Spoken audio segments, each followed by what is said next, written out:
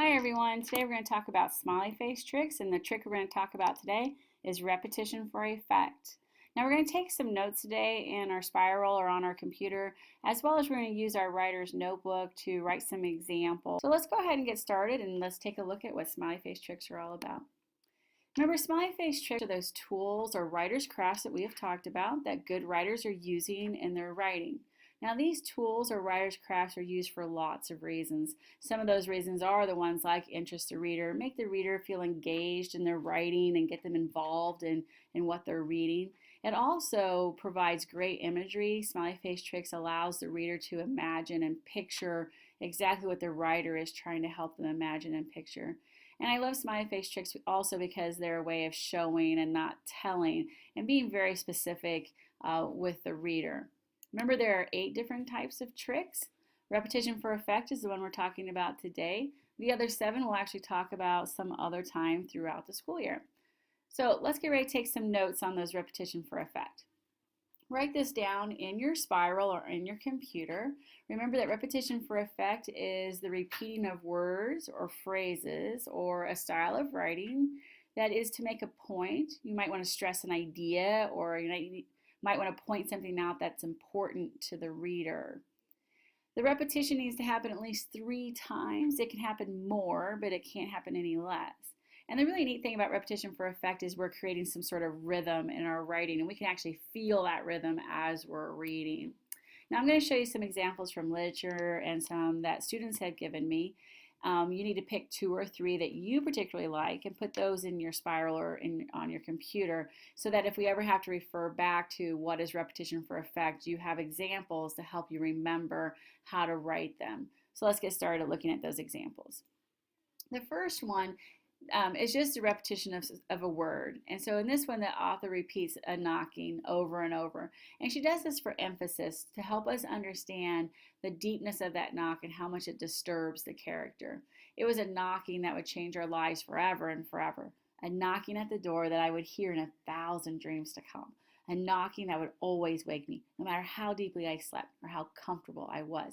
And what great repetition there. And we can feel that rhythm and can feel the intensity of that knocking. I like the next one too. She just repeats a word again, the past the. I like that repetition because it allows us to feel how much we have to pass to get where we need to go. So if you follow the Washington Boulevard, past the smoky good smells of Willie Q's barbecue, past the Style R Us hair salon, where they do nails like nobody's business, past the eye-popping red doors of the Sanctuary Baptist Church, you'll finally come to a dead end. And so the repetition there is for that emphasis that you have to pass an awful lot to get to that dead end. It's not just right around the corner. Another kind of example on Watson's Go to Birmingham shows us is that we're going to repeat a whole entire phrase over and over again. And this phrase is a phrase that will help emphasize something. All of a sudden, I started remembering how much I hated riding a bus. All of a sudden, I started remembering how lunchtime under the swing set alone wasn't very much fun. All of a sudden, I started remembering that before Rufus came to Flint, my only friend was the world's biggest dinosaur thief, L.J. Jones. All of a sudden, I remembered that Rufus and Cody were the only 2 kids in the whole school, other than Byron and Joey, that I didn't automatically look at sideways. And what a great repetition. It kind of helps us feel what that character happens to be feeling at that very time. Now this one, the next couple ones are repetition of phrases as well, but we're going to alter those phrases just a little. So this very first one is one that a lot of my students will mimic because it really is pretty easy to do. You start your phrase off and then you kind of alter it at the very end. And in this example, Mrs. Lynn talks to us about what it's like to be on a roller coaster, and we can feel through her repetition how scared she must be. But the moment my friend and I were upside down, all I could think about was, what in the world was I doing? All I could hear was my friend's vibrating scream and myself whimpering. All I could feel was a harness around my neck jerking all different directions.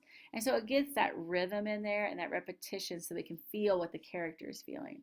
The next one down is a poster that one of my students pointed out to me. And again, we're repeating phrases, but we're altering the phrase just a little bit every single time. And in this one, the repetition happens 4 times, not just 3 times, which is still perfectly fine to do it that often. Winners are too busy to be sad, too positive to be doubtful, too optimistic to be fearful, and too determined to be defeated. I really like that poster saying because it's very repetitive and it kind of pushes in there that winners are winners for a reason. Now, if we look at the next ones, again, if you look at them, it's just repetition of phrases, but at the end of the phrase is altered just a little bit. The first one's an easy one, again, that my students mimic. They just try that tall enough, big enough, strong enough kind of one. And then the next one, I like this emphasis that Darwin is the last to do everything. And so the repetition really does emphasize that being last to do anything that Darwin does. Now the next one I just wanted to show you is repetition for effect, where it's consecutive sentences. All the previous ones were the repetition was found in the same sentence. And I wanted to show you that repetition can be consecutive sentences as well. The sentences need to be right up against each other, like in the first one, not noticing the waves of silent rats slithering out of our way, not feeling the scratches of dumped junk, not daring to turn and snatch a stare at the horrible specter who hobbled behind us. And so these are three sentences that happen consecutively. Same thing with the next one. These are three sentences as well that happen one right after the other. And again, we're repeating the beginning of a phrase and then changing it at the very end. But these sentences were one right after the other. The next one is the same thing. I just wanted to show you on this one from Catching Fire that the repetition actually starts at the end of a sentence, and then the next two sentences keep the repetition going. And I like this one also because it's starting to begin that repetition of style that I referred to. Not only are we repeating part of a phrase and then altering it a little bit, but we're also repeating style here. And you can feel that style as you read it. I may have been a catalyst for rebellion, but a leader should be someone with conviction. I'm barely a convert myself. Someone with unflinching courage, and I'm still working hard to even find mine. Someone with clear and persuasive words, and I'm so easily tongue-tied. And we can feel that style that's being repeated over and over and over again. Now here are some other ways to repeat style. As you can tell in these, no words are being repeated, but what's happening is the way we write the repetition is being repeated. So in the first one, those are birds, and thrushes skulk in shrubbery, bitterns hide in tall grass marshes, warblers flit in treetops backlit by the sun. So what we're able to do on this one is see that we have a bird doing something, another bird doing something, and another bird doing something. And so what we have is that repetition of style of the way it's going to be written. The next one does the same way. And the last one, I really like this one because we can actually feel the repetition as we say this. We hit the water. It was the loudest, hardest bang I had ever known. The river was like concrete. It flattened my bones, squashed my flesh, blackened my brain. And we can actually feel the rhythm that that repetition is giving us. And again, it's the repetition of style. No words are being repeated. Now on this page, you'll notice the same thing. At each one of these, you'll notice that no words are being repeated, but what's being repeated is how the author is saying the things that they're trying to say. In the last one, we have some repetition of onomatopoeia as well, which kind of adds to the repetition and the style. So these are great examples of repetition for a style. Now this kind is a little harder to write, so some of us may not be ready to write kind of like this. We may want to just stick to the repetition of words or phrases and then come to this one when we get a little bit more sure of ourselves in our writing and our repetition.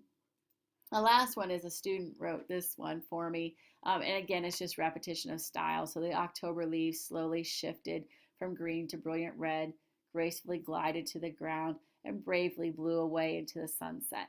And I like that because we have some alliteration that's going on as well as that repetition of style. So she's combined a couple of really great tricks into one. Now just a couple of reminders I want for repetition for effect. Make sure the words you repeat are worth being repeated. Not everything is worthy. I have students who will say things like, I'm really, really, really, really tired. And hey, I repeated the word really a lot. Well, that doesn't make it repetition for effect. That's just bad writing. We want to make sure that what we repeat is worthy because you're trying to do it to make an effect. The repetition can occur in the same sentence or it can be in consecutive sentences. Now the sentences have to be together though. You can't have, say, something in the first sentence and then say something 3 paragraphs later and say, hey, look, I had repetition for effect. Those repetition sentences need to come one right after the other. Repetition needs to happen at least 3 times. It can happen more, but not less. And we also want to know that the repetition creates a rhythm. We should be able to feel the rhythm as we read it, as we write it. And that's what's really important about repetition for effect.